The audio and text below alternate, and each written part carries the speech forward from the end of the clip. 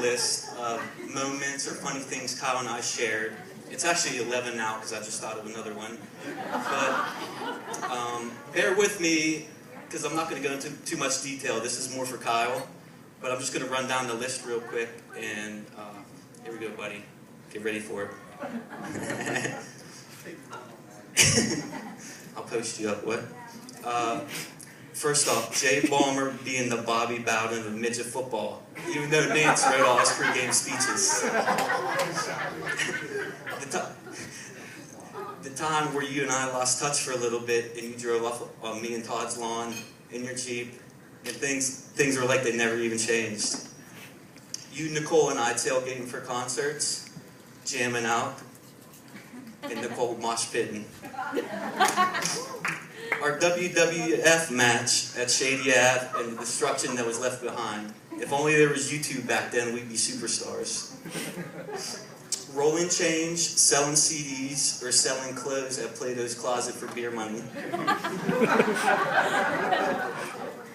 This is a good one. Carol D. and Aunt Terry being our taxi on St. Patrick's Day. And Ricky D. requesting some Barry White on the radio when we were in the car. Ben, please play some Barry White tonight for the DeMarco Club.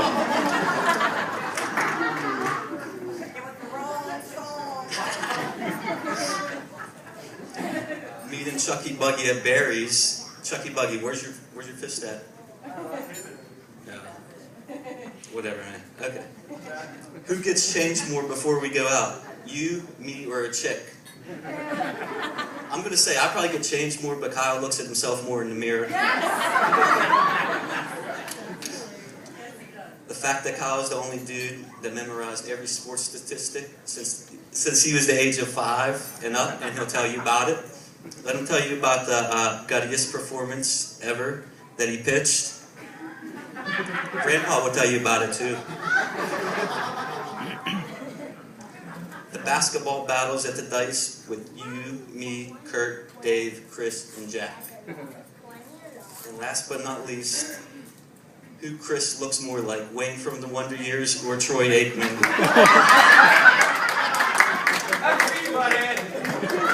And I came up with it. If Wayne from the Wonder Years and Troy Aikman had a baby, yeah.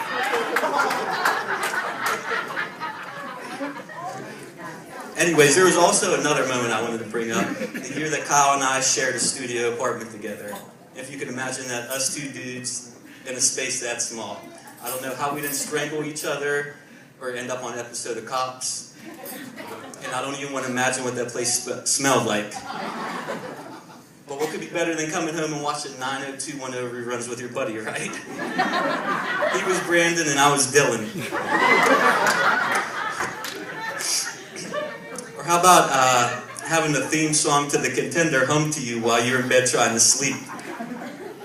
Or my favorite, waking up in the middle of the night to what you thought were raccoons in the kitchen, but it was Kyle having snack time. All you heard was wrappers rustling, and it sounded like Cookie Monster.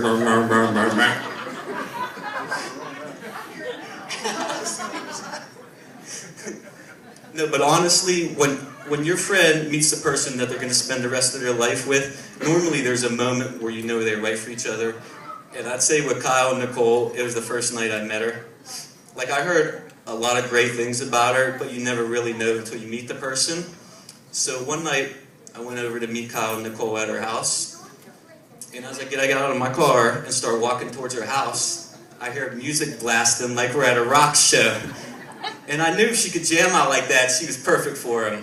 And now that I know her as well as I do, I know my buddy just found his rock star that he was looking for. So I just want to say to Kyle and Nicole, here's a future filled with happiness and love. I love you both. Nicole, you look beautiful. Your tattoo by Psycho Mike looks gangster. Here's to Kyle and Nicole.